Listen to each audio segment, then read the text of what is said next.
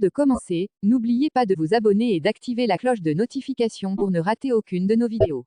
Bonjour et salut à tous mes abonnés. Vous connaissez sûrement le célèbre 6ix9ine, ou également appelé Tekashi69, de son vrai nom Daniel Hernandez, né le 8 mai 1996 à New York, dans l'arrondissement de Brooklyn, aux États-Unis, est un rappeur et auteur-compositeur américain.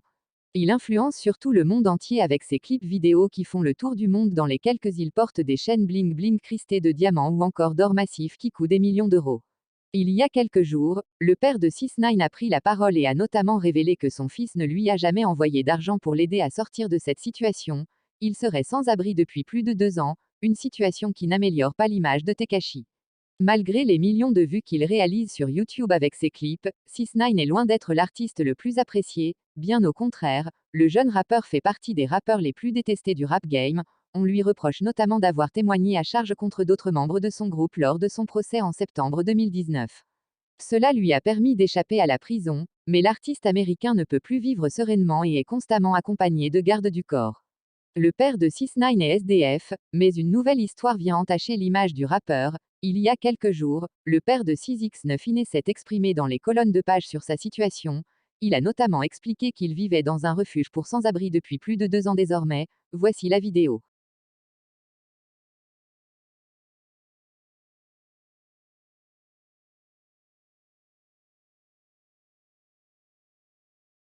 Je suis ici depuis 2 ans déjà.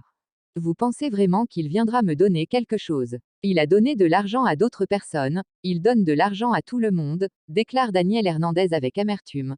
Tekashi n'accorde que peu d'importance à son père biologique, un homme qu'il n'a pas vu depuis près de 15 ans. Lors de son procès en décembre 2019, le père du rappeur s'est présenté au tribunal, ce qui n'avait pas enchanté l'artiste. J'ai jeté un coup d'œil et j'ai vu mon père biologique, je ne l'ai pas vu depuis le CE2, j'avais l'impression que c'était une grosse blague, a-t-il déclaré. Après le procès, le père de 6ix9ine avait fait part de sa satisfaction de voir son fils derrière les barreaux. Je suis heureux qu'il soit en sécurité, dehors, vous savez qu'ils vont essayer de le tuer. C'est une situation effrayante, il est une cible, il ne peut pas se cacher. 1 an plus tard, il avait supplié son fils de lui donner une seconde chance. Je veux que tu saches que je t'aime et que tu me manques, s'il te plaît, donne-moi une seconde chance, je ferai n'importe quoi. Le rappeur ne semble pas prêt de pardonner son père. Mais n'oublions pas que le jeune rappeur était renvoyé par son père de la maison à l'âge de 9 ans après su que son fils consommait de la drogue. Donc on peut croire que le jeune rappeur a su prendre ses distances avec son père depuis plus de 15 ans et vivait dans la rue. Si c'était vous, donnerez-vous une deuxième chance à votre père? Donnez-nous vos avis dans les commentaires et n'oubliez pas de vous abonner et d'activer la cloche de notification pour ne rien rater des nouvelles vidéos. À la prochaine pour une nouvelle news.